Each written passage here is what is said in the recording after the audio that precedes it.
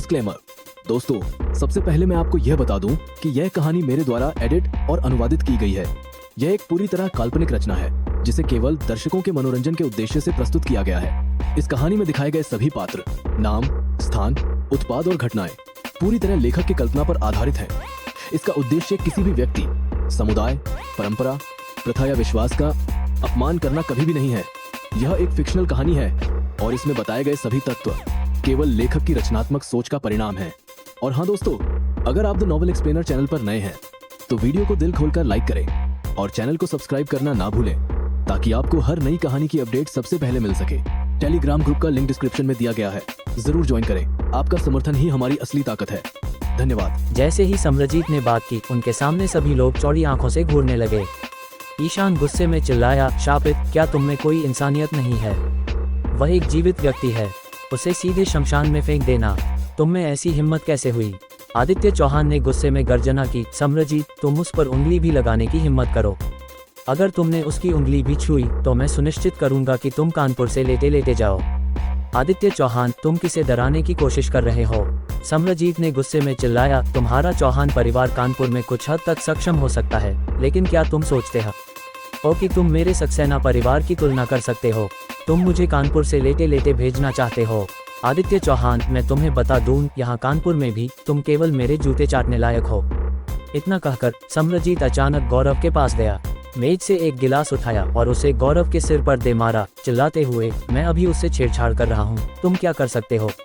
आदित्य चौहान, तुम बेकार कचरा, तुम मेरा क्या कर सकते हो? बोलते हुए सम्रजीत ने गौरव को मारना और लात मारना शुरू कर दिया। गौरव ने सिर नीचे रखा, मुकेश शर्मा की लाश को कसकर गले लगाए, एक सेकंड के लिए भी नहीं छोड़ा। मैं तुम्हारे पूर्वजों को शाप दूंगा। आदित्य चौहान ने गुस्से में गर्जना की, मैं तुम्हारे साथ पूरी तरह से जाऊंगा। शापित, हमला करो।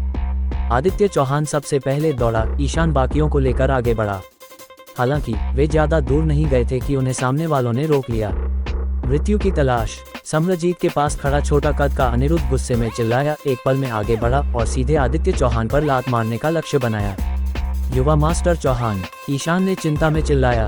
आदित्य चौहान को बचाने के लिए दौड़ा और उस लात से उड़ गया। आदित्य चौहान भी मारा गया और गिर गया, दोनों जमीन पर गिर पड़े। थू, ईशान ने एक मुंह खून थूक दिया। थोड़ा संघर्ष करने के बाद भी उठ नहीं सका। ये छोटा कद का अनिरुद्ध वास्तव में साधारण नहीं था। ईशान, तुम ठीक हो? आदित्य चौहान ने चिंता में चिल्लाया। मैं ठीक हूँ। ईशान चेहरा पीला पड़ गया, कमजोरी से जवाब दिया, ठीक, मेरी लात खाने के बाद अगर तुम मरे नहीं हो तो अपंग हो गए हो और तुम अभी भी कहते हो कि तुम ठीक हो। अनिरुद्ध ठंडी मुस्कान के साथ चला, आदित्य चौहान की ओर नीचे देखते हुए, अब तुम्हारी बारी है। आदित्य चौहान का चेहरा पूरी तरह बदल गया। वह केवल एक कमजोर शरीर वाला युवा मास्टर था, इस छोटे कद के अनिरुद्ध का कोई मुकाबला नहीं। और आसपास के लोग सभी सम्रजीत के आदमियों से उलझे हुए थे, कोई उनकी मदद करने वाला नहीं था। सम्रजीत दूर से हंसा, इसे मत मारो, किसी को जिंदा छोड़ दो ताकि कोई हमें कमजोरों को धमकाने का आरोप न लगाए। कोई समस्या नहीं, मैं अपंग कर दूंगा लेकिन मारूंगा नहीं। अनिरुद्ध ने ठंडी हंसी के साथ कहा, फिर अचानक नीचे एक मुक्का मारा। आदित्य चौहान को केवल निराशा महसूस हुई, उनके पास प्रतिरोध करने की कोई शक्ति नहीं थी। हालांकि वह मुक्का उन पर कभी नहीं पड़ा क्योंकि पीछे से अचानक एक मुक्का उभरा, अनिरुद्ध के मुक्के से टकराया। बिना किसी संदेह के अनिरुद्ध उड़ गया, एक दीवार से टकराकर उसे तोड़ दिया। सब लोग स्तब्ध रह गए, जिसमें आदित्य चौहान भी शामिल थे, जो हैरान होकर मुड़े और देखा, केवल विक्रम सिंह को अपने पीछे एक खड़ा पाया। वह मुक्का विक्रम सिंह का था। भाई विक्रम। आदित्य चौहान के चेहरे पर अत्यधिक उत्साह दिखाई दिया। तुम्हें कष्ट हुआ? विक्रम ने आदित्य चौहान की ओर सिर हिलाया और फिर खून से लथपथ गौरव को देखते हुए नर्म स्वर में कहा, भाई, देर होने के लिए माफी मांगता हूँ। गौरव ने अपने चेहरे से खून पोंछा और हंसा, देर नहीं हुई, मैं अभी मरा नहीं हूँ। विक्रम ने सिर हिलाया और फिर अपनी नजर सम्रजीत की ओर मोड़ी, हर शब्द को स्पष्ट रूप से उच्चारते हुए, तुम सबको मरना चाहिए। तुम कौन बदतमीज हो? सम्रजीत चिल्लाया, तुमने मेरे लोगों को मारने की हिम्मत की। क्या तुम जानते हो मैं कौन हूँ? मुझे ये जानने की जरूरत नहीं कि तुम कौन हो। विक्रम सम्रजीत की ओर कदम बढ़ाते हुए ठंडी आवाज में बोले, मुझे बस इतना पता है कि तुम सबको मरना चाहिए। शापित, तुम बहुत घमंडी हो। सम्रजीत ने गुस्से में चिल्लाया, मैं तुम्हें बता दूं, मैं सम्रजीत हूँ, दिल्ली के सक्सेना परिवार से। यह मत सोचो कि आदित्य चौहान के साथ अच्छे रिश्ते होने की वजह से तुम मेरे सामने अकड़ सकते हो। मैं तुम्हें बता दूं, मेरे सक्सेना परिवार के सामने चौहान परिवार कुछ भी नहीं है। विक्रम का चेहरा शांत रहा और अब तक वह एक काले कपड़े वाले व्यक्ति के पास पहुंच चुका था। उसने धीरे से अपनी हथेली बढ़ाई और नर्म स्वर में कहा, तो मैं तुम्हें एक मौका देता हूँ। अब अपने लोगों को बुलाओ, सक्सेना परिवार को यहाँ बुलाओ। अगर वे मुझे मार सकते हैं तो तुम जीवित रह सकते हो। बोलते हुए विक्रम ने काले कपड़े वाले व्यक्ति के हमले से बचा, उसकी गर्दन पकड़ी और जोर से दबाया, जिससे उसकी गर्दन टूट गई। काले कपड़े वाले व्यक्ति के पास विक्रम के हाथों में प्रतिरोध करने का कोई मौका नहीं था। सम्रजीत स्तब्ध रह गया। विक्रम का एक कदम बहुत क्रूर था, है ना? शापित, इसे मार डालो, सम्रजीत ने गुस्से में गर्जना की। काले कपड़ों वाले लोग तुरंत दौड़े, विक्रम को घेर कर हमला करने का इरादा रखते हुए विक्रम भी आगे बढ़े, सीधे काले कपड़ों वालों के घेरे में। जो लोग सीधे उनका सामना करने आए वे बिना किसी संदेह के उड़ गए, या तो मर गए या घायल हो गए। कोई भी दोबारा खड़ा नहीं हो सका। 1 मिनट के भीतर 20 से अधिक काले कपड़ों वाले लोग विक्रम द्वारा उड़ा दिए गए और विक्रम सम्रजीत के चेहरे के सामने पहुंच गया। सम्रजीत अवाक रह गया। उसे अभी तक प्रतिक्रिया करने का मौका नहीं मिला था और उसके लाए हुए लोग सभी विक्रम द्वारा गिरा दिए गए थे। क्या यह आदमी इंसान भी था? ये कैसे संभव है? सम्रजीत की आवाज कांप रही थी। ये सभी हमारे परिवार के मार्शल आर्ट्स विशेषज्ञ हैं। तुम उन्हें कैसे हरा सकते हो? विक्रम ने उसकी अनदेखी की और सीधे अनिरुद्ध के पास गया। नीचे झुककर उसे देखा। तुम अभी आदित्य चौहान को अपहरण करने की कोशिश कर रहे थे। अनिरुद्ध ने विक्रम को घूरा, दांत पीसते हुए। हाँ तो क्या? तुम सोचते हो मैं तुमसे डरता हूँ? मैं तुम्हें बता दूं, मेरे गुरु। अनिरुद्ध अपनी बात पूरी नहीं कर पाया था कि विक्रम ने उसकी निचली पेट की ओर एक उंगली से इशारा किया। वह आदमी तुरंत ढह गया, जैसे एक फटा हुआ गुब्बारा। ये कैसे? अनिरुद्ध की आवाज कमजोर थी, उसका चेहरा अविश्वास से भरा हुआ था। उसने अपनी सारी ताकत खो दी थी और अभी वह एक छोटे बच्चे से बेहतर नहीं था।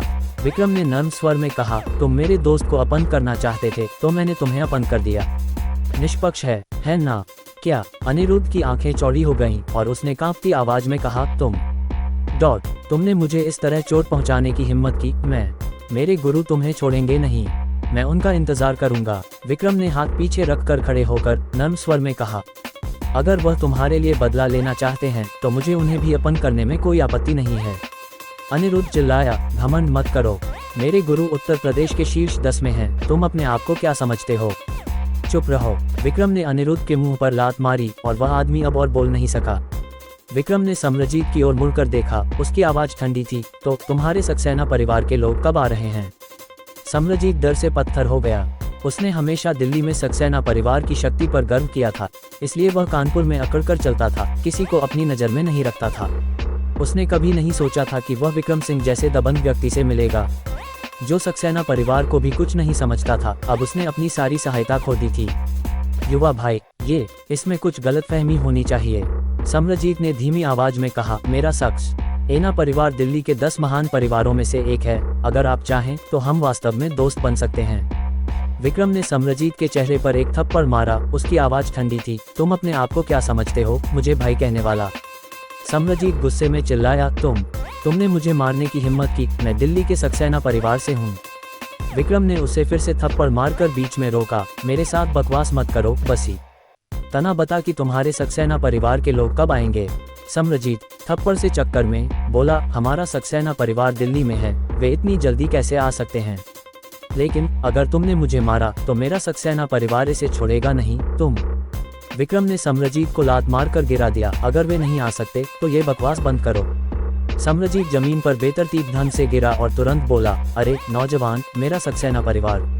विक्रम ने अचानक सम्रजीत की गर्दन पकड़ ली, उसकी आवाज ठंडी थी। एक बार और सक्सेना परिवार का जिक्र किया तो मैं तुम्हारा सिर तोड़ दूंगा। सम्रजीत तुरंत चुप हो गया और धीमी आवाज में बोला, तो तुम आखिर चाहते क्या हो? विक्रम ने ठंडे स्वर में कहा, बोल, मेरे पिता मुकेश शर्मा के साथ क्या हुआ? सम्रजीत ने धीरे से जवाब दिया, उन्हें एक संक्रामक बीमारी हो गई थी। सम्रजीत दर्द से चिल्लाया, जमीन पर लौटने लगा, अपनी बांह पकड़कर। केवल विक्रम के पैर के नीचे उसकी गर्दन दब गई। मुझे विश्वास नहीं, गौरव ने गुस्से में चिल्लाया। कैदी जेल में एक आदमी को मार देते हैं और तुम उन्हें सजा नहीं देते, बल्कि मेरे पिता के शरीर को जलाकर हत्या को छुपाना चाहते हो। तुम्हारा इरादा आखिर क्या है? सम्रजीत ने सिर झुकाया और उसकी आवाज कांप रही थी। मेरा भतीजा मेरे भाई ने बचपन से बिगाड़ रखा है और उसका स्वभाव खराब है। वह ठाकुर परिवार के किसी व्यक्ति को नाराज करने की वजह से जेल में बंद हुआ, जिसने उसे यहाँ जबरदस्ती भेज दिया। मुझे मेरे भाई ने उसकी देखभाल के लिए भेजा था। विक्रम ने भौहें सिकुड़ी। उन्होंने पहले भी आत्मा खोज विद्या का उपयोग करके समरजीत की स्मृति में झांका था। उन्हें ज्यादा नहीं दिखा, लेकिन ये पक्का करने के लिए काफी था कि समरजीत जो कह रहा था वह सच था। समरजीत ने सिर झुकाए रखा। बोलने का बड़ी ही हिम्मत नहीं हुई। उसने शुरू में सोचा था कि यह सिर्फ एक साधारण अपराधी की मौत थी, जिसका कोई खास पृष्ठभूमि नहीं थी। शरीर का अंतिम संस्कार कर दो और मामला खत्म। उसने नहीं सोचा था कि यह इतना बड़ा हादसा बन जाएगा। आसपास के अन्य लोगों की आंखें लगभग बाहर निकल आईं। मृत व्यक्ति को वास्तव में जीवित कर दिया गया था। ये कैसे संभव था? ये वास्तव में एक देवता का काम था। आदित्य चौहान, जिन्होंने पहले विक्रम की चमत्कारी विधियां देखी थीं, विशेष रूप से हैरान नहीं थे। हालांकि समरजीत, ईशान और बाकी लोग अवाक रह गए, क्योंकि उन्होंने पहले कभी ऐसा कुछ नहीं देखा था। विक्रम ने कहा, हालांकि पिताजी को जीवित कर दिया गया है। वे कुछ समय तक बिस्तर से नहीं उठ पाएंगे। उन्हें घर पर अच्छी तरह आराम करने की जरूरत है और लगभग 1 महीने में वे लगभग पूरी तरह ठीक हो जाएंगे। कोई बात नहीं, बिल्कुल कोई बात नहीं, गौरव ने उत्साह से कहा। विक्रम, धन्यवाद, बहुत बहुत धन्यवाद। सबसे अच्छी बात यह है कि मेरे पिताजी जीवित हो गए हैं। उन्हें कितने समय तक आराम करना है यह महत्वपूर्ण नहीं है। तुम उसे मारने जा रहे हो। समरजीत घबरा गया। तुम उसे नहीं मार सकते। वह मेरे बड़े भाई का सबसे छोटा बेटा है और मेरा भाई उस पर बहुत दुलार करता है। अगर तुमने उसे छुआ तो मेरा भाई तुम्हें कभी नहीं छोड़ेगा। समरजीत सिर झुकाए। इन घटनाओं का अनुभव करने के बाद जानता था कि विक्रम वह व्यक्ति था जो निश्चित रूप से वही करता था जो वह कहता था। समरजीत अवाक रह गया। उनके पास मृतकों को जीवित करने की क्षमता नहीं थी। विक्रम ने आदित्य चौहान को गौरव और उनके पिता को आराम करने के लिए घर ले जाने को कहा, जबकि वह समरजीत को जेल ले गया। जब वे जेल की ओर जाने वाले चौराहे पर पहुंचे, विक्रम जेल की ओर नहीं गए, बल्कि समरजीत को दूसरी दिशा में ले गए। गुरु विक्रम, आप गलत रास्ते पर जा रहे हैं, समरजीत ने जल्दी से कहा। जेल उस तरफ है। विक्रम ने एक मुक्का पीछे की ओर मारा और समरजीत के चेहरे पर लगा, जिससे उसकी नाक सीधे टूट गई। समरजीत दर्द से चिल्लाया, अपनी खून बह रही नाक को पकड़कर, और तुरंत बोला, तुमने मुझे क्यों मारा? मैं तुम्हें जेल ले आया हूँ। तुम अपने वचन का पालन क्यों नहीं कर रहे? मैंने कहा था कि अगर तुमने आधा झूठ भी बोला तो मैं तुम्हारी एक हड्डी तोड़ दूंगा, विक्रम ने ठंडे स्वर में कहा। मैंने कोई झूठ नहीं बोला, समरजीत ने धीमी आवाज में कहा। सचमुच? विक्रम ने समरजीत की ओर देखा और ठंडे स्वर में कहा, मेरे साथ इस रास्ते पर चलो, और अगर हमें हर्ष सक्सेना नहीं मिला तो मैं तुम्हें जाने दूंगा। अगर हमें हर्ष सक्सेना मिल गया तो मैं तुम्हें मार दूंगा। कैसा है? समरजीत अचानक मुरझा गया। वास्तव में हर्ष सक्सेना जेल में नहीं था।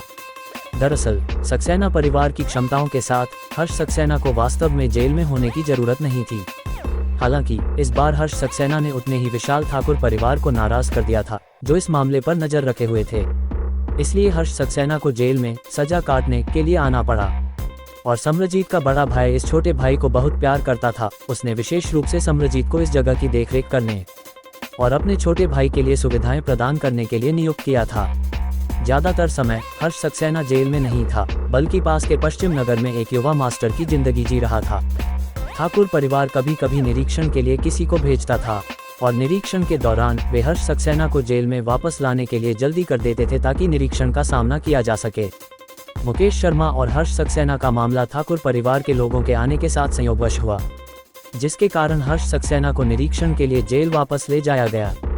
हर्ष सक्सेना पहले से ही बहुत गुस्सा दबा रहा था और मुकेश शर्मा ने उसी समय खून उलट दिया जो उसके खाने में छलक गया, जिसने उसे और भड़का दिया। यही कारण था कि बाद की घटनाएं हुई। अब जबकि ठाकुर परिवार के लोग चले गए थे, हर्ष सक्सेना स्वाभाविक रूप से जेल में नहीं था। समरजीत ने विक्रम को जेल ले जाने की योजना बनाई थी, यह उम्मीद करते हुए कि जेल के पहरेदारों का उपयोग विक्रम से निपटने के लिए किया जा सकता है। लेकिन उसे नहीं पता था कि विक्रम ने पहले ही आत्मा खोज विद्या का उपयोग करके पता कर लिया था कि हर्ष सक्सेना कहाँ था। उसकी छोटी चाल विक्रम के खिलाफ पूरी तरह से बेकार थी। हर्ष सक्सेना के रहने वाली विला के बाहर पहुंचकर विक्रम ने दरवाजा खटखटाने की जहमत नहीं उठाई। उसने बस समरजीत को साथ लेकर दीवार फांद ली। विला को शानदार ढंग से सजाया गया था, जिसे सक्सेना परिवार ने हर्ष सक्सेना के रहने के लिए खरीदा और विशेष रूप से नवीनीकृत किया था। ये दर्शाता था कि सक्सेना परिवार हर्ष सक्सेना को कितना दुलार करता था। लिविंग रूम का दरवाजा खुला था और दूर से विक्रम जोरदार हंसी और महिलाओं की कराहने की आवाजें सुन सकता था। हर्ष सक्सेना स्पष्ट रूप से सजा काट नहीं रहा था। यहाँ उसका रहना छुट्टियों से अलग नहीं था। शापित, क्या तुम्हें कल रात याद है? वह बूढ़ा मेरे पैरों पर घुटनों के बल बैठा था, मेरी टांग को गले लगाकर मुझसे और न मारने की भीख मांग रहा था। बदतमीज, मैं वास्तव में थोड़ा आराम करना चाहता था, लेकिन न जैसे ही मैंने उस बूढ़े के चेहरे को देखा, मुझे बहुत गुस्सा आया। एक असली मर्द को मार खाने के बाद रोना, रोने की क्या बात है। मुझे इस तरह के लोग सबसे ज्यादा नफरत हैं, उनके जीवित रहने से बस भोजन की बर्बादी होती है। तो मैंने बस एक कुर्सी की टांग पकड़ी और उसके मुंह में घुसेड़ दी, फिर एक हथौड़े से कुछ बार ठोका। अरे, तुमने ध्यान नहीं दिया, लेकिन वह बूढ़ा अपनी गर्दन को पकड़कर रोकने की कोशिश कर रहा था। उसका खून उसके मुंह से छलक रहा था और वह बूढ़ा खुद को गंदा कर गया। शापित, इसने मुझे घृणा दी। रहान की चापलूसी ने हर्ष सक्सेना को और भी गर्वित कर दिया। वह हंसा, तुम लोग भी बुरे नहीं थे जिस तरह से तुमने कल रात लड़ा। उसने आसपास के सभी को चौंका दिया। तुमने ध्यान नहीं दिया क्या? बाकी लोग इतना डर गए थे कि उनकी पिंडलियां कांप रही थीं। शापित, ये नालायक ऐसा व्यवहार करते हैं जैसे वे कोई बड़े चोर और स्थानीय सरगना हो। मुझे लगता है कि वे बस कचरा हैं, हमारे स्तर के करीब भी नहीं। वंश ने जल्दी से कहा, उन्होंने दुनिया नहीं देखी है। भाई हर्ष को देखने के बाद वे शायद फिर कभी खुद को सरगना कहने की हिम्मत नहीं करेंगे। सब लोग हर्ष सक्सेना की चापलूसी करने की होड़ में थे, जो सोफे पर पीछे झुका हुआ था। उसके हाथ रोशनी और स्नेहा की ब्लाउज के नीचे भटक रहे थे। उसका चेहरा घमंड और अहंकार से भरा हुआ था। इन युवाओं की नज़र में वे वास्तव में अजेय थे। दरवाजा बंद था, वह अंदर कैसे आया? क्या वह चोर हो सकता है? बदतमीज, इसकी हिम्मत तो देखो, सांप के सिर के नीचे हलचल मचाने की हिम्मत। नौजवान, क्या तुम अंधे हो? क्या तुम्हें नहीं दिखता कि यह जगह क्या है? क्या तुम यहाँ पुनर्जनन की तलाश में आए हो? विक्रम ने उसकी अनदेखी की और कमरे में मौजूद लोगों पर अपनी नज़र दौड़ाई। ठंडी आवाज में बोला, कल रात मेरे पिता मुकेश शर्मा की पिटाई में किसने हिस्सा नहीं लिया? मुकेश शर्मा। हर्ष सक्सेना की आंखें चौड़ी हो गईं। कल रात का वह बूढ़ा, वह तुम्हारा पिता था। विक्रम ने ठंडे स्वर में जवाब दिया, न तो पुष्टि करते हुए न ही इनकार करते हुए। मैं एक बार और पूछता हूँ, कल रात में कौन शामिल नहीं था? जो लोग शामिल नहीं थे वे अब जा सकते हैं। कमरे के अंदर सभी लोग एक दूसरे की ओर देखने लगे, लेकिन एक भी व्यक्ति नहीं गया। नौजवान, क्या तुम उस मुकेश शर्मा के लिए बदला लेने की योजना बना रहे हो? हर्ष सक्सेना ने ठंडे स्वर में कहा, क्या तुमने यहाँ आने से पहले नहीं पूछा कि मैं कौन हूँ? उसकी ओर देखे बिना विक्रम ने ठंडे स्वर में कहा, चून की कोई नहीं जा रहा। इसका मतलब है कि आप सभी कल रात की घटनाओं में शामिल थे। अगर ऐसा है तो आप सभी मर सकते हैं। शापित, नौजवान, तुम्हारा मुंह तो बहुत चलता है। हम यहाँ 1 दर्जन से ज्यादा लोग हैं और तुम अकेले। एहो, क्या तुम वास्तव में सोचते हो कि तुम इतने सारे लोगों को अकेले हरा सकते हो? उसके साथ शब्दों की बर्बादी क्यों? चलो सब मिलकर हमला करें और उसे तुरंत मार डालें। भीड़ शोर मचाने लगी और कमरे में मौजूद महिलाएं घमंड से चिल्लाने लगीं, जैसे कि वे सभी स्वयं विक्रम को पीटने के लिए तैयार हों। बिना एक शब्द कहे विक्रम सीधे 3 युवकों की ओर बढ़ा। 3 युवक, तुषार, सूर्यांश और अथर्व, ने तुरंत मेज पर रखी बोतलें उठा लीं, विक्रम पर एक साथ हमला करने के लिए तैयार। हालांकि विक्रम उनसे कहीं तेज था। 3 मुक्कों के साथ तीनों युवक उड़ गए। बिना किसी अपवाद के वे तुरंत मर गए। इस बार विक्रम ने अपनी 50% शक्ति का उपयोग किया था। किसी को भी जीवित छोड़ने का इरादा नहीं था। यह मत सोचो कि तुम लड़ सकते हो तो इसका कोई मतलब है। मेरे सक्सेना परिवार के सामने तुम नालायक हो। मेरे सक्सेना परिवार में ढेर सारे गुरु हैं, तुम उनके मुकाबले क्या हो? विक्रम ने कमरे में बचे 3 युवकों, रहान, निवान और शान की ओर मुड़कर देखा, जिनकी पिंडलियां अब कांप रही थीं। जब से विक्रम कमरे में घुसा था, उसने पहले ही 11 लोगों को मार डाला था। कठोर चेहरे के साथ विक्रम धीरे धीरे तीनों युवकों की ओर बढ़ा और ठंडे स्वर में बोला, मैंने पहले कहा था, जो लोग शामिल नहीं थे वे जा सकते हैं, लेकिन आप लोग नहीं गए। अब आप कहते हैं कि आप शामिल नहीं थे। क्या आपको लगता है कि मैं आपकी बात मान लूंगा? हर्ष सक्सेना भी स्तब्ध था। उसे कुछ समझ में आया। अगर विक्रम ने उन दर्जन भर लोगों को मारने की हिम्मत की तो वह स्पष्ट रूप से सक्सेना परिवार को कोई खतरा नहीं मानता था। इस बार वह खत्म हो गया था। विक्रम को अपनी ओर आते देख हर्ष सक्सेना ने जल्दी से कहा, भाई, मुझे पता है मैं गलत था, मुझे पता है मैं गलत था। मैं पैसे दूंगा, मैं पैसे से मुआवजा दूंगा, कैसा रहेगा? मैं बहुत सारा पैसा मुआवजे के लिए दे सकता हूँ। मुझे तुम्हारे पैसे नहीं चाहिए। विक्रम ने पास की एक कुर्सी उठाई, उसकी एक टांग तोड़ दी और ठंडे स्वर में कहा, मैं केवल यही चाहता हूँ कि तुम वह सारा दर्द सहो जो मेरे पिता मुकेश शर्मा ने सहा। हर्ष सक्सेना डर से पसीना पसीना होकर बोला, अगर तुमने मुझे छुआ तो मेरा सक्सेना परिवार तुम्हें कभी नहीं छोड़ेगा। बदले का ये चक्र कब खत्म होगा? अगर तुम मुझे जाने दोगे तो मैं तुम्हें बहुत सारा पैसा दूंगा, इतना कि तुम कई जन्मों तक जी सको। विक्रम ने उसकी अनदेखी की। हर्ष सक्सेना के शरीर पर कुछ जगहों पर छुआ और हर्ष सक्सेना को तुरंत प्रचुर ऊर्जा महसूस हुई। मैंने तुम्हारे शरीर की जीवन शक्ति को उत्तेजित किया है ताकि यह अपनी चरम सजीवता पर रहे। विक्रम ने कहा, इस तरह तुम दर्द से नहीं मरोगे और मैं तुम्हें वह सारा दुख भोगने दूंगा जो मेरे पिता मुकेश शर्मा ने सहा। हर्ष सक्सेना तुरंत पागल हो गया। साफ शब्दों में विक्रम उसे होश में रखकर सारा दर्द सहने के लिए मजबूर कर रहा था। ये बहुत क्रूर था। भाई मुझे पता है मैं गलत था, मुझे छोड़ दो, कृपया मुझे छोड़ दो। ... उद्धरण चिन्ह। हर्ष सक्सेना विक्रम की टांगों को पकड़कर और आंसुओं से भरे चेहरे के साथ भीख मांगने लगा, कृपया मुझे जाने दो, बस ऐसा समझो कि मैं एक नालायक था और मुझे जाने दो, मैं मरना नहीं चाहता। हर्ष सक्सेना अब आंसुओं की नदी बहा रहा था और उसके पहले कहे शब्द सबसे बड़ी विडंबना बन गए थे। भाई मुझे छोड़ दो, मैं फिर कभी ऐसा नहीं करूंगा, मैं तुमसे विनती करता हूँ। हर्ष सक्सेना ने कांपती आवाज में गुहार लगाए, चिंता मत करो, मैं तुम्हें इतनी जल्दी मरने नहीं दूंगा। अचानक विक्रम ने अपने हाथ में कुर्सी की टांग दबाए और ठंडे स्वर में कहा, मैं तुम्हारी जान 3 दिन तक बचाए रखूंगा। इन 3 दिनों में तुम इस दुनिया के सबसे भयानक दर्द को सहोगे और फिर तुम मरोगे। हर्ष सक्सेना पूरी तरह से बोलने में असमर्थ था। ठीक जैसे पहले मुकेश शर्मा ने किया था, उसने अपनी गर्दन पर हाथ रखकर रोकने की कोशिश की, लेकिन ये बेकार था। उसके पतलून पर एक बड़ा गीला धब्बा दिखाई दिया क्योंकि उसने अपने मल मूत्र पर नियंत्रण खो दिया, जिससे एक बदबूदार गंध फैल गई। विक्रम नहीं रुका। हर्ष सक्सेना ने जो कुछ भी पहले किया था उसे दोहराने लगा। जब तक विक्रम ने काम पूरा किया, हर्ष सक्सेना को इंसान के रूप में पहचानना मुश्किल था। फिर भी उसकी चेतना अभी भी स्पष्ट थी, जो सबसे दुखद हिस्सा था, क्योंकि वह सारा दर्द तेजी से महसूस कर सकता था।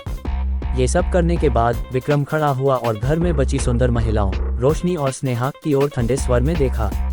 मेरे कौशल का अभ्यास करने में मेरी मदद करो, विक्रम ने तेज आवाज में कहा, और उसके पीछे अचानक एक चहाया भूत उठा। घर में केवल हर्ष सक्सेना का विकृत रूप रह गया, क्योंकि विक्रम चाहता था कि वह मरने से पहले सारा दर्द सह ले। बाकियों के लिए वे सभी निगल लिए गए, कोई निशान नहीं छोड़ते हुए, जिसमें बाहर का सम्रजीत भी शामिल था। कानपुर स्वर्ण क्लब हाउस। ईशान अस्पताल के बिस्तर पर लेटा था। उसका डॉक्टर द्वारा पहले ही परीक्षण हो चुका था और निदान बहुत गंभीर था। आदित्य चौहान की रक्षा करने की कोशिश में उसने उस व्यक्ति से पूरी ताकत की लात खाई थी, जिसके कारण उसकी रीढ़ की हड्डी को गंभीर चोट और आंतरिक क्षति हुई थी। उसकी वर्तमान स्थिति को देखते हुए अगर वह ठीक भी हो गया तो उसके फिर से चल पाने की संभावना बहुत कम थी। ईशान उदास महसूस कर रहा था। उसे इस बात का गहरा एहसास था कि अगर वह गिर गया तो क्या होगा। भले ही आदित्य चौहान उसका समर्थन करे, वह अपने आसपास के लोगों को नियंत्रित नहीं कर सकता था और वह धीरे धीरे एक परित्यक्त व्यक्ति बन जाएगा।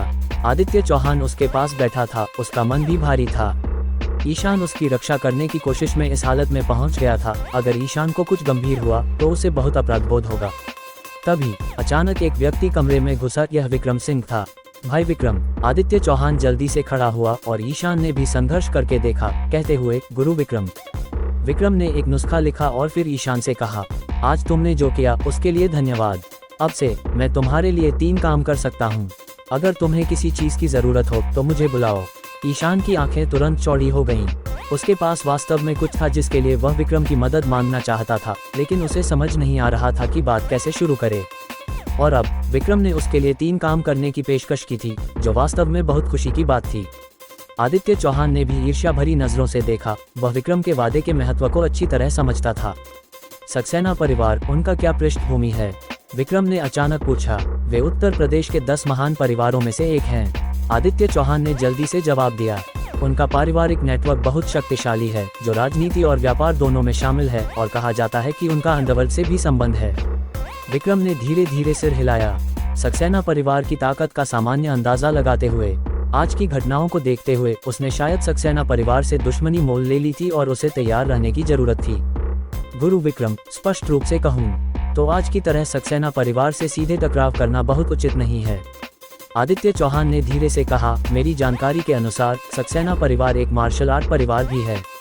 उनके एक सदस्य ने एक बार कानपुर आकर हमारे शहर के 5वें रैंक के विशेषज्ञ अभिमन्यु को 3 चालों में हरा दिया था। विक्रम ने गौरव और उसके परिवार को कुछ समय के लिए स्वर्ण क्लब हाउस में रहने को कहा ताकि कोई उन्हें परेशान न करे। गौरव की मां को भी आदित्य चौहान द्वारा भेजे गए लोगों ने वहां ला दिया था। इस दौरान गौरव स्वर्ण क्लब हाउस में रहा। छठिया बार के कामकाज को अस्थायी रूप से अजय तिवारी को सौंप दिया गया था। विक्रम ने उसे जो कई प्रकार के पे सिखाए थे वह उन्हें उत्कृष्ट रूप से मिलाता था और छठिया बार का व्यवसाय दिन ब दिन बेहतर होता जा रहा था। घर लौटने पर विक्रम को पता चला कि उसके पिता अमर सिंह को पहले ही अस्पताल से छुट्टी मिल चुकी थी और घर पर एक मेहमान था। ये कानपुर सिटी अस्पताल के डीन लक्ष्मण अय्यर थे। विक्रम, तुम वापस आ गए। सुनीता सिंह फल लेकर रसोई से बाहर आए और विक्रम को देखते ही खुशी से बोली, आओ और बैठो। लक्ष्मण जी विशेष रूप से तुमसे मिलने आए हैं। हम पिछले कुछ दिनों में अस्पताल में उनकी देखभाल के लिए बहुत आभारी हैं। तुम्हें लक्ष्मण जी को धन्यवाद देना चाहिए। अरे, इसका जिक्र न करें, लक्ष्मण अय्यर ने विनम्रता से कहा। ये सब मेरा कर्तव्य है श्री सिंह, कृपया इतने औपचारिक न हो। इस बयान ने लक्ष्मण अय्यर को बहुत खुशी दी। विक्रम के साथ कुछ देर तक औपचारिक बातचीत करने के बाद लक्ष्मण ने सावधानी से अपनी यात्रा का उद्देश्य बताया। दरअसल लक्ष्मण अय्यर बिना किसी अच्छे कारण के नहीं आए थे। उनका प्राथमिक उद्देश्य विक्रम से एक उपकार मांगना था कि वह उनके साथ कानपुर में आयोजित एक चिकित्सा सम्मेलन में जाए। अगर यह सिर्फ एक साधारण चिकित्सा सम्मेलन होता तो लक्ष्मण अय्यर को निश्चित रूप से इतनी चिंता करने की जरूरत नहीं थी, लेकिन ये सम्मेलन बहुत महत्वपूर्ण था क्योंकि यह प्रांत के भीतर कई बड़े परियोजनाओं के निपटारे से संबंधित था।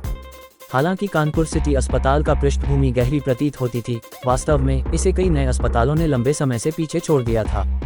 कानपुर सिटी अस्पताल के प्रमुख के रूप में लक्ष्मण अय्यर एक कठिन स्थिति में थे। अगर कानपुर सिटी अस्पताल इस चिकित्सा सम्मेलन से एक परियोजना हासिल कर सकता था तो वह एक उल्लेखनीय वापसी कर सकता था। इसलिए लक्ष्मण अय्यर इस सम्मेलन को बहुत महत्व दे रहे थे। हालांकि लक्ष्मण अय्यर कानपुर सिटी अस्पताल की स्थिति को अच्छी तरह जानते थे। हर पहलू में वे अन्य अस्पतालों से बहुत पीछे थे। इस सम्मेलन में बिना किसी उम्मीद के भाग लेना कठोर वास्तविकता थी। अपना अनुरोध बताने के बाद लक्ष्मण अय्यर ने चिंतित होकर विक्रम की ओर देखा, डरते हुए कि विक्रम मना कर देगा। विक्रम एक क्षण के लिए चुप रहा और फिर सिर हिलाया। ठीक है, सम्मेलन के दिन मुझे लेने आ जाना। लक्ष्मण अय्यर ने राहत की सांस ली और उत्साह से कहा, श्री विक्रम, बहुत बहुत धन्यवाद। रात के 9 बजे कानपुर में एक शानदार होटल के कमरे में दो लोग एक दूसरे से लिपटे हुए थे। ये दोनों कोई और नहीं, यशवर्धन राठौर और कविता सिंह थीं। कुछ देर की मेहनत के बाद कविता ने करवट ली और गहरी आवाज में कहा, यशवर्धन, तुम्हें वह मिल गया जो तुम चाहते थे, है ना?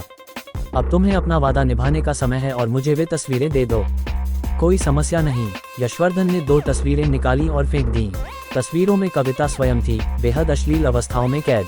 ये तस्वीरें यशवर्धन ने उस रात कविता को नशीला पदार्थ देकर ली थीं। इन तस्वीरों का उपयोग करके उसने उसे धमकाया और आज रात उसे होटल में बुलाया, जहां उसने फिर से उसका शोषण किया।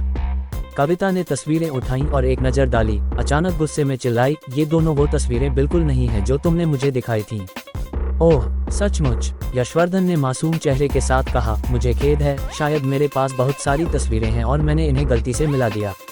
कविता घबरा गई। तुमने आखिर कितनी तस्वीरें ली थीं? यशवर्धन ने जवाब दिया, मुझे सटीक संख्या भूल गई, मुझे बस इतना पता है कि मेरी मेमोरी खत्म हो गई थी। तुम? कविता गुस्से से कांपने लगी और क्रोधित होकर बोली, यशवर्धन, तुम बदमाश, मुझे अभी सभी तस्वीरें दे दो। हाँ, यशवर्धन ने ठंडे स्वर में हंसा और कहा, कविता, तुम मुझे पहले ही बदमाश कह चुकी हो। क्या तुम वास्तव में सोचती हो कि मैं तुम्हें सभी तस्वीरें दे दूंगा? इन तस्वीरों के मेरे पास होने से तुम मेरे इशारे पर नाचती हो। अगर मैं तुम्हें तस्वीरें दे दूं तो मैं तुम्हें भविष्य में कैसे बुलाऊंगा? मैं ऐसा क्यों नहीं कर सकता? यशवर्धन ने ठंडे स्वर में जवाब दिया, कविता, तुम नालायक। क्या मैंने तुम्हारे साथ अच्छा व्यवहार नहीं किया? शापित, अब जब तुम देखती हो कि विक्रम सिंह में कुछ काबिलियत है, तुम तुरंत मुझे छोड़ना चाहती हो, है ना? क्या तुम विक्रम सिंह से शादी करना चाहती हो? ठीक है, तो मैं इन तस्वीरों को सार्वजनिक कर दूंगा और मैं देखना चाहता हूं कि इस दुनिया में कौन तुमसे, तथाकथित स्कूल की सुंदरी, शादी करना चाहेगा।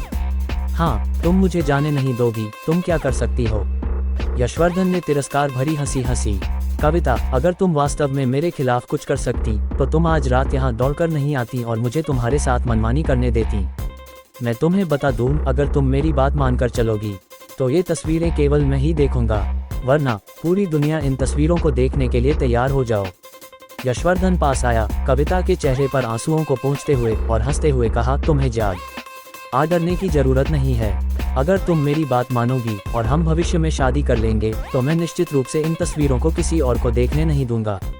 यह कोई बड़ी बात नहीं है, हम बस वही कर रहे हैं जो हम शादी के बाद करेंगे, बस थोड़ा पहले। क्या ... क्या ये वास्तव में काम करेगा? कविता ने चिंतित होकर पूछा। बिल्कुल कोई समस्या नहीं। यशवर्धन ने तिरस्कार भरी हंसी हंसी। विक्रम सिंह के मरने के बाद हमारे बीच कोई रुकावट नहीं रहेगी। कविता ने सिर झुकाया, कुछ नहीं कहा, यह महसूस करते हुए कि अब उसके पास कोई विकल्प नहीं था। लंबी चुप्पी के बाद उसने दांत पीसकर कहा, ठीक है, मैं तुम्हारी मदद करूंगी। ये हुई ना मेरी अच्छी लड़की। यशवर्धन ने तुरंत कविता को गले लगाया, हंसते हुए, आज रात घर मत जाओ, मेरे साथ यहाँ रहो। लेकिन मुझे अपने परिवार को सूचित करने की जरूरत है, कविता ने धीरे से कहा। ठीक है, यशवर्धन ने विजयी ढंग से हंसा। वह जानता था कि यह महिला अब पूरी तरह से उसके नियंत्रण में थी। कविता बाथरूम में फोन करने गई और जब वह बाहर आई, यशवर्धन ने अभी अभी अपना फोन रखा था। कविता, मैंने तुम्हें पहले बताते सुना था कि तुम्हारा दूसरा चाचा शहर के तीसरे अस्पताल का उपनिदेशक है। यशवर्धन ने पूछताछ की। उसने इसका जिक्र किया था। उनका अस्पताल अब शहर में सबसे अच्छा है और संगोष्ठी का एक मुख्य आयोजक है, उसने समझाया। ये बहुत अच्छा है, यशवर्धन ने जल्दी से कहा। उससे मेरे लिए कुछ टिकट तैयार करने को कहो। मेरा एक दोस्त है जिसका परिवार चिकित्सा उपकरण के व्यवसाय में है और वह देखना चाहता है कि कोई अवसर है या नहीं, और हम दोनों भी जाकर अपने क्षितिज को विस्तार करें। टिकट तैयार करवाना कोई समस्या नहीं है, लेकिन हम दोनों का एक साथ जाना।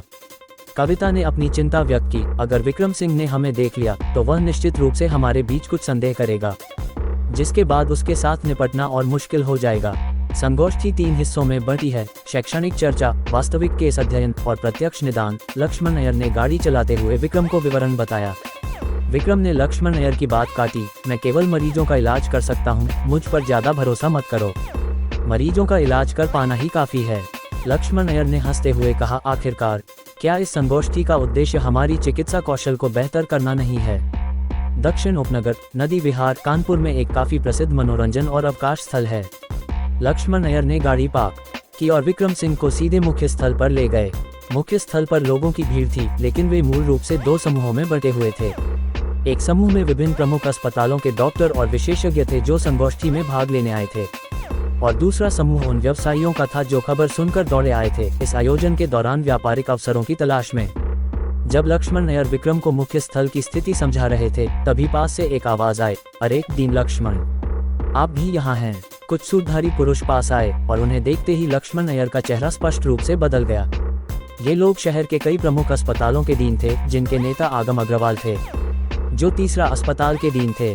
आजकल तीसरा अस्पताल कानपुर में सबसे अच्छा अस्पताल माना जा सकता था और यह संगोष्ठी का मुख्य आयोजक भी था। आगम अग्रवाल भीड़ के बीच खड़े होकर गर्व से चमक रहे थे और बेहद प्रसन्न थे। दीन लक्ष्मण, क्या मैंने नहीं सुना कि हमारा शहर का अस्पताल इस साल संगोष्ठी के लिए योग्य नहीं था? एक पुरुष ने हल्की मुस्कान के साथ कहा। क्या आप यहाँ सिर्फ देखने आए हैं? लक्ष्मण अय्यर का चेहरा तुरंत बदसूरत हो गया। उन्होंने जवाब दिया, कौन कहता है कि हमारा शहर का अस्पताल इस संगोष्ठी में भाग लेने की योग्यता नहीं रखता? इन शब्दों पर सभी हंस पड़े। शहर के अस्पताल को केवल 2 स्थल आना मिलना हास्यास्पद था। आपको बता दें कि यहाँ मौजूद सबसे खराब अस्पताल को भी 20 से अधिक स्थान मिले थे। ये 2 स्थान शहर के अस्पताल के लिए एक तमाचा थे। संगोष्ठी का आयोजक तीसरा अस्पताल था, इसलिए स्थानों का प्रबंधन निश्चित रूप से उनके द्वारा किया गया था। स्पष्ट रूप से कहें तो केवल 2 स्थान देना स्पष्ट रूप से आयोजन में शहर के अस्पताल को शर्मिंदा करने के लिए था। लक्ष्मण अय्यर ने दांत पीसकर कहा, कम लेकिन अच्छा होना बेहतर है। 2 स्थान पर्याप्त हैं। ओह, क्या ऐसा है? एक अन्य दीन हंसा। तो दीन लक्ष्मण अपने साथ कौन से विशेषज्ञ लाए हैं? ये कहते हुए उस दीन ने लक्ष्मण अय्यर के पास खड़े विक्रम की ओर देखा और मजाक में कहा, ये युवा मित्र तो नहीं है ना? आप सभी दीन लक्ष्मण की चिकित्सा कौशल के बारे में जानते हैं। अगर वह व्यक्तिगत रूप से उतरते हैं तो निश्चित रूप से कोई समस्या नहीं होगी। दीन लक्ष्मण, आपको बाद में हमें प्रबुद्ध करना होगा। लक्ष्मण अय्यर का चेहरा राख की तरह हो गया। अभी की स्थिति शहर के अस्पताल की वर्तमान स्थिति को दर्शाती थी। दीन के रूप में उनकी स्थिति वास्तव में काफी अजीब थी। कोई बात नहीं, विक्रम हाथ पीछे रखकर खड़े ने जवाब दिया, पहले आप अपने काम निपटाएं। आयोजन शुरू होने के बाद मैं आकर आपकी मदद करूंगा। लक्ष्मण अय्यर पंजीकरण के मामलों को संभालने चले गए, व्यक्तिगत रूप से पहले शैक्षणिक चर्चा और दूसरे व्यवहारिक केस विश्लेषण में शामिल हो रहे थे। इन मामलों में ज्यादा विशेषज्ञता की आवश्यकता नहीं थी और न ही वे कोई विशेष प्रतिभा दिखाते थे। सचमुच महत्वपूर्ण आयोजन तीसरा सत्र था, प्रत्यक्ष निदान। इस दौर में जीतना सब कुछ जीतने के बराबर था। विक्रम अकेले स्थल पर घूम रहा था, यहाँ किसी को वास्तव में पहचानता नहीं था, शांति का आनंद ले रहा था।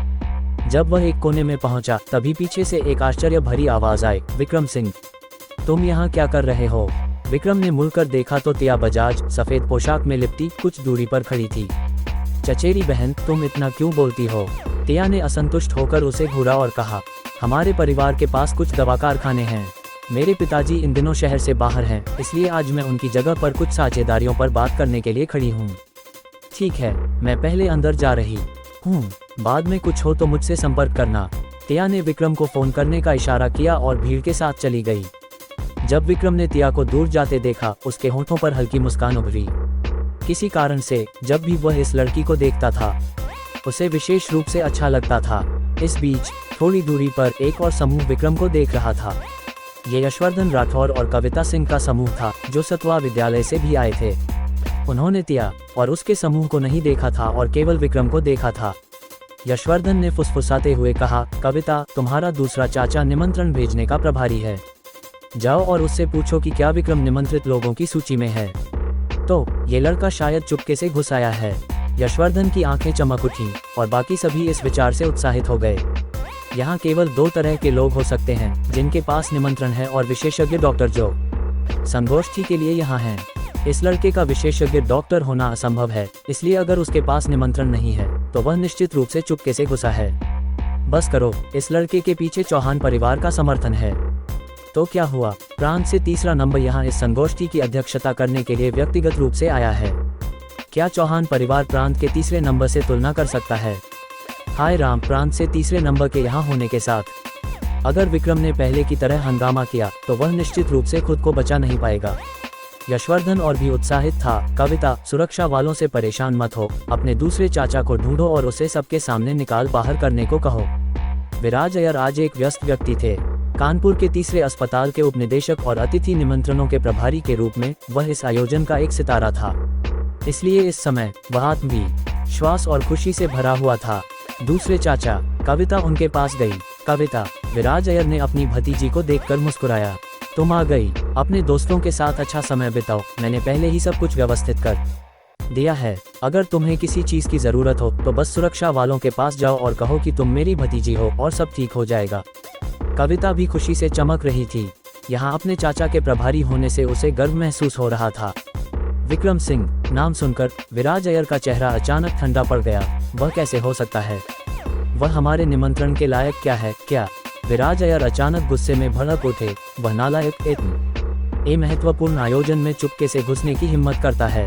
रुको, मैं उसकी टांगे तोड़ दूंगा और फिर उसे बाहर फेंक दूंगा। कविता यशवर्धन के पास वापस गई। उसने मन बना लिया था कि वह उसका साथ देगी। विक्रम सिंह के लिए चाहे उसका पृष्ठभूमि कितना भी बड़ा हो, वह उसे पूरी तरह से कुचलने के लिए सब कुछ करेगी। उसके दिल में विक्रम हमेशा वह गरीब लड़का था जिसकी वह परवाह नहीं करती थी। ऐसा कोई जो कभी उससे बेहतर नहीं कर सकता था। खेल शुरू होने वाला है, यशवर्धन ने मुस्कुराते हुए कहा, और उसके आसपास के लोग विक्रम को यहाँ अपमानित होते देखने के लिए उत्साहित थे। चाहे विक्रम कितना भी सख्त हो, उसे आज व्यवहार करना होगा। इसके विपरीत जितना बड़ा हंगामा होगा, विक्रम उतनी ही अधिक मुसीबत में होगा, और सभी उसे शर्मनाक स्थिति में देखकर खुश थे। विक्रम ने मुड़कर देखा। केवल कई सुरक्षा गार्डों को आक्रामक रूप से उसकी ओर बढ़ते और उसे घेरते हुए देखा। इन सुरक्षा गार्डों के पीछे विराज अय्यर उसे घमंडी भाव से देख रहे थे। अरे, ये तो युवा मास्टर विक्रम नहीं है। विराज अय्यर पास आए, तंज कसते हुए। क्या आश्चर्य है, क्या आज सूरज पश्चिम से उग रहा है? तुम वास्तव में इतने उच्च स्तरीय संगोष्ठी में भाग ले रहे हो? क्या तुम हमेशा उन आवारा लोगों के साथ नहीं घूमते? विक्रम सिंह को विराज अय्यर के लिए कोई लगाव नहीं था, या दूसरे शब्दों में विक्रम को कविता सिंह की मां की ओर के रिश्तेदारों से बहुत कम स्नेह था। कुछ चाहिए? विक्रम ने ठंडे स्वर में पूछा। हाँ, विराज अय्यर ने हल्की मुस्कान दी। आओ, मैं अपना परिचय दूं। मैं तीसरा अस्पताल का उपडीन हूँ, और आज की संगोष्ठी का मुख्य आयोजक हमारा तीसरा अस्पताल है। मेरे लिए मैं मुख्य रूप से अतिथि निमंत्रणों का प्रभारी हूँ। दूसरे शब्दों में, सभी निमंत्रण मेरे हाथों से जारी किए गए। विराज अय्यर ने विक्रम की ओर देखा और हल्की मुस्कान के साथ कहा, लेकिन मुझे नहीं लगता कि मैंने तुम्हें कोई निमंत्रण भेजा था, है ना? तो क्या? विक्रम ने ठंडे स्वर में जवाब दिया। ये गंभीर बात है। विराज अय्यर ने अपनी आवाज ऊंची की। बिना निमंत्रण के तुम इस स्थल पर चुपके से घुस आए हो। क्या तुम समझते हो कि यह संगोष्ठी कितनी महत्वपूर्ण है और इसे बाधित करना कितना बड़ा अपराध होगा? विक्रम, यह मत सोचो कि सिर्फ इस लिए कि मेरा जीजा तुम्हारी रक्षा कर रहा है, मैं तुम्हें कोई रियायत दूंगा। आज मैं इस स्थल की सुरक्षा का जिम्मेदार हूँ। तुमने चुपके से घुसने की हिम्मत की, ये भूमि देवता के सिर पर गड्ढा खोदने जैसा है। मैं तुम्हें अब 2 विकल्प देता हूँ। पहला, निमंत्रण दिखाओ। दूसरा, यहाँ से ईमानदारी से निकल जाओ और मैं इस मामले को रफा दफा कर दूंगा। विक्रम ने विराज अय्यर को ठंडी नज़र से देखा और कहा, मैं तुम्हें एक विकल्प देता हूँ, अभी मुझसे माफ़ी मांगो और मैं भी इस मामले को रफा दफा कर दूंगा। विराज अय्यर गुस्से से भड़क उठे, विक्रम की ओर इशारा करते हुए जोर से चिल्लाए, तुम में हिम्मत है हमारी संगोष्ठी में घुसपैठ करके और फिर भी मुझसे ऐसे बात करने की जुर्रत? तुम निश्चित रूप से आज यहाँ जानबूझकर हंगामा करने आए हो। संगोष्ठी बहुत महत्वपूर्ण है और इसमें कोई गड़बड़ नहीं हो सकती। उसे तुरंत ले जाओ और सुरक्षा कक्ष में ले आओ। कविता सिंह के चेहरे पर भी ठंडी मुस्कान थी। विक्रम की उदासीनता को याद करते हुए उसे बदले की भावना महसूस हुई। ऐसा लग रहा था जैसे पहले जो अपमान वह सह चुकी थी, वह सब इसके साथ खत्म हो गया। कई सुरक शागाद आक्रामक रूप से विक्रम की ओर बढ़े। तभी लक्ष्मण अय्यर दूर से जल्दी में आए। रुको, 1 मिनट रुको। डीन लक्ष्मण। विराज अय्यर ने थोड़ा रुक कर देखा। विक्रम को अपने पीछे लेते हुए लक्ष्मण अय्यर ने गहरी आवाज में कहा, डीन विराज, आप क्या करने की कोशिश कर रहे हैं? विराज अय्यर ने जवाब दिया, इस लड़के के पास कोई निमंत्रण नहीं है और उसने हमारी संगोष्ठी में चुपके से घुसपैठ की है। स्थल की सुरक्षा नियमों के अनुसार मुझे उसे बाहर निकालना होगा ताकि कोई दुर्घटना न हो। यशवर्धन राठौर और अन्य जो दूर से हंगामा देखने का इंतजार कर रहे थे, अचानक स्तब्ध रह गए। क्या हो रहा था? विक्रम को शहर के अस्पताल ने संगोष्ठी में भाग लेने के लिए आमंत्रित किया था। क्या यह नहीं कहा गया था कि संगोष्ठी केवल विभिन्न विभागों के विशेषज्ञों के लिए है? तो विक्रम को क्या माना गया? डीन विराज, आप व्यवस्था बनाए रखने के प्रभारी हैं और कार्यवाही के लिए जिम्मेदार हैं। ये निर्विवाद है, लक्ष्मण अय्यर ने ठंडे स्वर में कहा। हालांकि किसी को निकालने से पहले क्या आपको पहले स्थिति को समझना नहीं चाहिए? इस स्थल के मेजबान के रूप में तीसरा अस्पताल का संगोष्ठी के सदस्यों को निकालना कुछ उचित नहीं लगता है ना? यह विराज अय्यर निरुत्तर हो गए, तर्क करने में असमर्थ, क्योंकि आसपास सभी लोग देख रहे थे। विराज अय्यर ने मुड़कर देखा और आगम अग्रवाल को एक समूह के साथ आते देखा। उन्हें लगा जैसे उन्होंने कोई रक्षक देख लिया हो और जल्दी से कांपते हुए उनके पास गए। डीन, और कुछ कहने की जरूरत नहीं, मुझे सब पता है। आगम अग्रवाल ने हाथ हिलाया। हल्की मुस्कान के साथ लक्ष्मण अय्यर के पास आए और बोले, डीन विराज इस सम्मेलन की सुरक्षा और व्यवस्था के प्रभारी हैं और उन्हें पूरे स्थल का अवलोकन करना जरूरी है। यह उनका काम है। हम यह नहीं कह सकते कि डीन विराज ने कुछ गलत किया सिर्फ इसलिए कि उन्होंने उनका निमंत्रण जांचना चाहा, है ना? लेकिन उनका रवैया पूरी तरह गलत था। लक्ष्मण अय्यर ने गुस्से में चिल्लाया, कौन आकर सीधे कहता है कि किसी के पास निमंत्रण नहीं है और फिर उन्हें बाहर फेंकना चाहता है? इस तर्क से यहाँ मौजूद कई विशेषज्ञों के पास निमंत्रण नहीं है। क्या इसका मतलब है कि हमें भी बाहर फेंक देना चाहिए? ओह, आगम अग्रवाल ने भौहें चढ़ाईं। उनकी आवाज ठंडी हो गई। सच कहूँ तो डीन लक्ष्मण, मुझे पता है कि शहर का अस्पताल हमारे सम्मेलन को गंभीरता से नहीं लेता, लेकिन मुझे नहीं पता था कि आप इसे इतनी हल्के में लेते हैं। अन्य अस्पताल विशेष रूप से अपने विशेषज्ञों और सर्वश्रेष्ठ डॉक्टरों को इस सम्मेलन के लिए भेजते हैं। आप क्या संकेत देना चाहते हैं? यहाँ एक मिडिल स्कूल के छात्र को भेजकर क्या आप हमारा मजाक उड़ा रहे हैं, या यहाँ मौजूद विशेषज्ञों और विद्वानों का अपमान है? शहर का अस्पताल हाल के वर्षों में गिरावट पर है। मैंने सोचा था कि वे बेहतर करने की कोशिश करेंगे, लेकिन मुझे कभी नहीं लगा कि वे इस तरह हार मान लेंगे। इतना महत्वपूर्ण सम्मेलन और वे ऐसा एक नौजवान भेजते हैं, क्या यह मजाक है? सम्मेलन में अपनी जगह पक्की करने के लिए लक्ष्मण अय्यर ने अथक परिश्रम किया था और बड़ी मुश्किल से उन्हें यह मिली थी। अब आगम अग्रवाल के एक बयान के साथ वे उन्हें निकाल देना चाहते थे। ये स्पष्ट रूप से शहर के अस्पताल को पूरी तरह से नीचे लाने की कोशिश थी, लेकिन कुछ नहीं किया जा सकता था। सम्मेलन का आयोजन तीसरा अस्पताल कर रहा था और आगम अग्रवाल के पास अंतिम अधिकार था। हाँ, उसने सोचा कि वह विक्रम की रक्षा कर सकता है, लेकिन अब वह उसके साथ बाहर निकाला जा रहा है। अब ये वाकई मजेदार है। क्या ये स्पष्ट नहीं है? अगर आप सम्मेलन को गंभीरता से नहीं लेते तो यहाँ रहने की कोई जरूरत नहीं, आगम अग्रवाल ने ठंडे स्वर में जवाब दिया। डीन लक्ष्मण, कृपया अपने स्कूल के दोस्त को लेकर चले जाएं। यह एक गंभीर स्थान है, इसे और अप्रिय बनाने की जरूरत नहीं है। हालांकि तीसरे नंबर ने उनकी ओर एक नजर भी नहीं डाली और सीधे विक्रम की ओर चले गए। मुस्कुराते हुए हाथ बढ़ाया, श्री विक्रम, आप भी यहाँ हैं। ये वास्तव में सम्मेलन के लिए सम्मान की बात है। अर्पित ने चौहान परिवार में विक्रम सिंह की अविश्वसनीय क्षमताओं को देखा था, ये जानते हुए कि विक्रम न केवल अपनी कला में निपुण है बल्कि चिकित्सा में भी अत्यधिक कुशल है, इसलिए वह विक्रम का बहुत सम्मान करता था। अभी अंदर आते ही विक्रम को देखकर वह बहुत खुश हुआ। विक्रम के यहाँ होने से ये संगोष्ठी निश्चित रूप से एक बड़ा आश्चर्य प्रस्तुत कर सकती थी। हालांकि उसके कार्यों ने वहां मौजूद सभी को हक्का बक्का कर दिया। यह क्या हो रहा है? यशवर्धन राठौर ने लगभग खून उगल दिया। वह आदमी कौन है? क्या तुम उसे नहीं पहचानते? वह प्रांत से 3रा नंबर अर्पित है। क्या तुम खबरें नहीं देखते? वाह यशवर। धन के ऊपरी और निचले होंठ लगातार कांप रहे थे और उसे एक वाक्य निकालने में थोड़ा समय लगा। वह विक्रम को कैसे जानता है? मुझे कैसे पता होगा? अमीर दूसरी पीढ़ी के बच्चों का एक समूह पूरी तरह से हैरान था। ऐसा मोड़ उनके लिए बहुत ही चौंकाने वाला था। उन्होंने मूल रूप से सोचा था कि अर्पित के यहाँ होने से अगर विक्रम ने हंगामा किया तो वह निश्चित रूप से खत्म हो जाएगा। लेकिन कौन सोच सकता था अर्पित वास्तव में विक्रम को जानता है। और सबसे महत्वपूर्ण बात, विक्रम के प्रति उसका रवैया इतना अनुकूल था। उनका रिश्ता स्पष्ट रूप से बहुत गहरा था। ये सब क्या हो रहा है? सभी के मुंह खुले रह गए। अचानक महसूस हुआ कि ए और विक्रम के बीच का अंतर उनकी कल्पना से परे था। आगम अग्रवाल हक्का बक्का था, विराज अय्यर हक्का बक्का था, यहाँ तक कि लक्ष्मण अय्यर भी हक्का बक्का था। वह वास्तव में आया, उसने पहल करके विक्रम से हाथ मिलाया और उसे श्री विक्रम कहा। ये भी कहा कि यह एक सम्मान की बात है। ओह! अर्पित ने लक्ष्मण अय्यर की ओर देखा, मुस्कुराते हुए हाथ बढ़ाया और कहा, दीन लक्ष्मण, आपने सर्वश्रेष्ठ प्रतिभा को आमंत्रित करके वास्तव में सम्मेलन की मदद की है।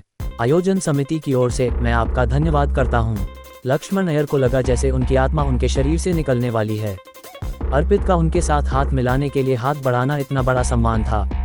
उन्होंने अपने जीवन में कभी ऐसी चीज की कल्पना नहीं की थी। शापित, वह इस हाथ को 1 महीने तक नहीं धोएंगे। हाँ, अर्पित ने संतुष्ट होकर हंसा और कहा, श्री विक्रम, संगोष्ठी शुरू होने वाली है, क्यों न हम एक साथ अंदर चलें? मेरे पास कुछ मामले हैं जिन पर मैं आपसे चर्चा करना चाहता हूँ। भीड़ लगभग जमीन पर गिर पड़ी। अर्पित व्यक्तिगत रूप से निमंत्रण देता है और तुम मना कर देते हो, क्या ये बहुत घमंडी नहीं है? ओह, क्या श्री विक्रम के पास अन्य काम है? अर्पित ने मुस्कुराते हुए कहा, कोई बात नहीं, मैं श्री विक्रम का इंतजार कर सकता हूँ। आगम अग्रवाल और विराज अय्यर ने लगभग खून उगल दिया। तुम वास्तव में सबसे अजीब विषय को उठा रहे हो। अब तुम ऐसा क्यों कह रहे हो? अगर हमें पता होता कि तुम अर्पित के इतने करीब हो तो हम तुम्हें शुरू से ही विशिष्ट अतिथि के रूप में मानते, तुम्हें बाहर निकालने की हिम्मत नहीं करते। अर्पित ने भौहें चढ़ाई और आगम अग्रवाल की ओर देखा। उनकी आवाज गंभीर हो गई, दीन आगम, यह क्या हो रहा है? यह एक गलतफहमी है। आगम अग्रवाल पसीने से तरबतर थे, उनके होंठ कांप रहे थे। मैं बस दीन लक्ष्मण के साथ मजाक कर रहा था, कोई गंभीर बात नहीं। श्री विक्रम, दीन लक्ष्मण, मैं अभी आपके लिए अर्पित के साथ अंदर जाने की व्यवस्था करता हूँ। समय को बर्बाद मत करो।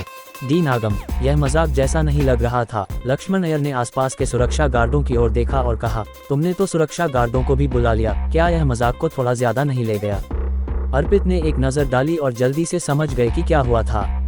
उन्होंने विक्रम से कहा, श्री विक्रम, यहाँ जरूर कोई गलतफहमी हुई है। ऐसा करें, मेरे पास अभी भी कुछ निमंत्रण स्थान बचे हैं और मैं औपचारिक रूप से श्री विक्रम और दीन लक्ष्मण को इस संगोष्ठी के लिए अतिथि के रूप में आमंत्रित करता हूँ। आपका क्या विचार है? कहा जाता था कि अर्पित के पास वे कुछ स्थान कुछ अंतर्राष्ट्रीय स्तर के प्रसिद्ध विशेषज्ञों को आमंत्रित करने के लिए थे। अब उनका उपयोग विक्रम और लक्ष्मण अय्यर को आमंत्रित करने के लिए किया जा रहा था। उनके लिए कितना उच्च सम्मान था। ठीक है, तो चलिए अंदर चलते हैं। अर्पित ने दिल खोलकर हंसा और साथ ही आगम अग्रवाल को ठंडी नजर से देखा। उनकी आवाज सख्त थी, दीन आगम, दीन विराज, क्या आप इस तरह संगोष्ठी को संभालते हैं? बाद में मेरे लिए एक रिपोर्ट लिखें। हट जाओ। आगम अग्रवाल ने विराज अय्यर का हाथ झटक दिया और उनके चेहरे पर थप्पड़ मारा, गाली देते हुए, विराज अय्यर, क्या तुम्हारा दिमाग खराब हो गया है? तुम्हें लगता है तुम किसे ठेस पहुंचा सकते हो? अरे, तुम्हें कितनी मुसीबत पैदा करनी है कि मैं गिन सकूं? सिर झुकाए, विराज अय्यर ने बोलने की हिम्मत नहीं की। उसने कभी सपने में भी नहीं सोचा था कि विक्रम अर्पित से परिचित है और इतना करीबी। अगर उसे यह पता होता तो वह विक्रम को किसी भी कीमत पर ठेस नहीं पहुंचाता। दूर में यशवर्धन राठौर और अन्य भी सदमे में थे। विराज अय्यर की तरह वे समझ नहीं पा रहे थे कि क्या हो रहा है। अर्पित के हाव भाव से ऐसा लगता है कि वह उसका काफी सम्मान करता है। आखिर क्या हो रहा है? वह वास्तव में कौन है? क्या उसके माता पिता को साधारण कर्मचारी नहीं कहा गया था? ये साधारण कर्मचारियों जैसा नहीं लगता। कविता सिंह की आंखों में भाव तेजी से बदल रहे थे। उसने सोचा था कि इस बार उसके पास जीत का पक्का टिकट है, लेकिन उसे ऐसी घटना की उम्मीद नहीं थी। और इसके साथ उसने एक बार फिर विक्रम की क्षमताओं को देखा। उसके दिल में तराजू फिर से झुकने लगा। ये पुरुष जो अर्पित के साथ बातचीत और हंसी मजाक कर सकता था, उसका मंगेतर था। हालांकि यशवर्धन राठौर के पास जो कुछ था उसने उसकी सारी उम्मीदों को एक पल में बुझा दिया। वह जानती थी कि वह इस पुरुष के साथ कभी नहीं चल सकती। अर्पित के पास भीतरी स्थल में एक अलग कमरा था जहां वे विक्रम सिंह और लक्ष्मण नैयर को ले गए। वहां उन्होंने अपने उद्देश्य को समझाया। बात ये थी कि इस संगोष्ठी का कारण एक विदेशी भारतीय व्यवसायी था। इस धनी व्यवसायी को एक गंभीर बीमारी हो गई थी और उसने दुनिया भर के प्रसिद्ध डॉक्टरों से मुलाकात की थी, फिर भी कोई उसे ठीक नहीं कर सका। कोई और विकल्प न होने के कारण उसने अपना ध्यान देश की ओर किया और विशेष रूप से इस संगोष्ठी का आयोजन किया। इसका मुख्य उद्देश्य उसकी स्थिति पर चर्चा करना था। इस मामले को देश में इतनी गंभीरता से लिया गया था क्योंकि इस व्यवसायी ने देश के लिए महत्वपूर्ण योगदान दिया था और वह देश लौटकर व्यवसाय विकसित करने का इरादा रखता था। उस समय ये दसियों अरब का निवेश होगा जो किसी भी प्रांत के लिए बहुत महत्वपूर्ण था, इसलिए सभी प्रांत इस संगोष्ठी की मेजबानी करने के अवसर के लिए लड़ रहे थे। व्यवसायी का पैतृक घर कानपुर उत्तर प्रदेश में था, इसलिए अंततः संगोष्ठी कानपुर में आयोजित करने का निर्णय लिया गया। प्रांतीय सरकार ने भी इस मामले को बहुत महत्व दिया। अर्पित को व्यक्तिगत रूप से इसकी देखरेख के लिए भेजा गया, यह उम्मीद करते हुए कि घरेलू मैदान का लाभ उठाकर निवेश को यथासंभव उत्तर प्रदेश में रखा जा सके। अर्पित हाल ही में इस मामले में व्यस्त थे और उस रात विक्रम की क्षमताओं को देखने के बाद वे विक्रम की मदद मांगने पर विचार कर रहे थे। यदि वे व्यवसायी की बीमारी को ठीक कर सकते तो निवेश निश्चित रूप से उत्तर प्रदेश में स्थापित हो जाएगा, इसलिए अभी विक्रम को देखकर अर्पित अपनी उत्सुकता को मुश्किल से रोक पाए। यह ऐसा था जैसे आकाश से एक बड़ा उपहार गिर गया हो। क्या मरीज यहाँ है? विक्रम ने पूछा। अभी नहीं, अर्पित ने रुककर फिर कहा। उनकी स्थिति बहुत गंभीर है और वे लंबी दूरी की यात्रा के लिए उपयुक्त नहीं हैं। जब तक आवश्यक न हो वे इधर उधर नहीं जाएंगे। संगोष्ठी के समापन के बाद हम सर्वश्रेष्ठ डॉक्टर का चयन करेंगे जो उनके इलाज के लिए जाएंगे। तो क्या मुझे विदेश जाना होगा? विक्रम ने भौहें चढ़ाईं। फिर मैं इच्छुक नहीं हूँ। विक्रम ने तुरंत हाथ हिलाया। मैं अभी लौटा हूँ और मैं फिर से दूर नहीं जाना चाहता। अगर वह चाहता है कि मैं उसका इलाज करूं, तो वह कानपुर में मुझसे मिलने आए। यह अर्पित कुछ हतप्रभ रह गए। वह व्यवसाय ऐसा व्यक्ति था जिसके साथ उन्हें बहुत सम्मान से पेश आना पड़ता था और अब तक दुनिया भर के प्रसिद्ध डॉक्टर वही थे जो उसके इलाज के लिए उसके पास गए थे, न कि इसके उलट। लक्ष्मण नैयर ने जल्दी से मुस्कुराते हुए कहा, इसका फैसला जल्दी में करने की जरूरत नहीं है। क्यों न हम पहले संगोष्ठी पूरी करें और फिर इस पर बात करें। संगोष्ठी में उपस्थित लोग पहले ही अपनी सीटों पर बैठ चुके थे। हालांकि मेजबान आगम अग्रवाल और विराज अय्यर मौजूद नहीं थे क्योंकि अर्पित ने उन्हें प्रवेश से रोक दिया था। देखो, सुरक्षा वाले उसे थोड़ी देर में बाहर फेंक देंगे। अब यह मजेदार होगा। हा, यह मजेदार होने वाला है। सभी हंस रहे थे और विक्रम के मूर्ख बनने की प्रतीक्षा कर रहे थे। तिया बजाज ने भी भौहें चढ़ाईं, यहाँ तक कि उसे इस सम्मेलन कक्ष में व्यवहार करना पड़ता था। विक्रम क्या कर रहा था? नहीं, उसके बगल में लक्ष्मण नैयर को देखो। वह शहर के अस्पताल का डीन है और वह उसके साथ हंस बोल रहा है। ये स्पष्ट है कि वे एक दूसरे को जानते हैं। मैंने नहीं देखा, लेकिन संगोष्ठी शुरू होने वाली है। मैं वास्तव में देखना चाहता हूँ कि उसके पास क्या कौशल है कि वह वहाँ बैठ सके। संगोष्ठी के पहले 2 सत्र शैक्षणिक चर्चाएं और व्यवहारिक मामले थे जिनके बारे में विक्रम को चिंता करने की जरूरत नहीं थी। लक्ष्मण नैयर ने बहुत पहले से तैयारी कर ली थी। तीसरा सत्र प्रत्यक्ष निदान था जिसमें 10 मरीज लाए गए थे। पहले 5 मरीजों का निदान आसानी से पूरा हो गया।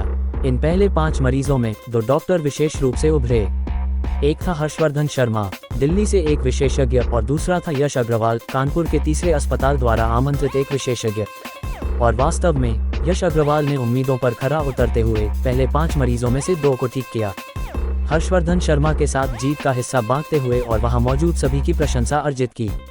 कुछ देर इंतजार करने के बाद आयोजन के मेजबान ने कहा, क्योंकि कोई आगे नहीं आया, दुर्भाग्य से ऐसा लगता है कि इस मरीज की स्थिति थोड़ी ज्यादा गंभीर है। चूंकि ऐसा है तो चलिए अगले पर चलते हैं। मेजबान अपनी बात पूरी करने से पहले भीड़ में से कोई अचानक खड़ा हुआ, जोर से कहते हुए, 1 मिनट रुकिए। बेशक मेरे पास इस मरीज का इलाज करने की क्षमता नहीं है। डॉक्टर अरिंदम गुप्ता ने विक्रम की ओर सिर घुमाया और जोर से बोले, लेकिन डीन लक्ष्मण द्वारा आमंत्रित विशेषज्ञ को बहुत सक्षम कहा जाता है, हम सभी से ऊपर। क्यों न हम इस विशेषज्ञ से देखने के लिए कहें, क्या ख्याल है? तो दोस्तों, आज की कहानी यहीं तक थी। अगर आपको ये वीडियो पसंद आया हो तो एक प्यारा सा लाइक जरूर करें और इसे अपने दोस्तों के साथ शेयर करना बिल्कुल न भूलें। ऐसी ही शानदार और दिलचस्प कहानियों के लिए जुड़े रहिए द नॉवल एक्सप्लेनर चैनल के साथ। और हाँ, हमारे टेलीग्राम ग्रुप का लिंक डिस्क्रिप्शन में दिया गया है, जरूर ज्वाइन करें ताकि आपको हर नई कहानी की अपडेट सबसे पहले मिल सके। आपका प्यार और समर्थन ही हमें आगे बढ़ने की ताकत देता है। धन्यवाद।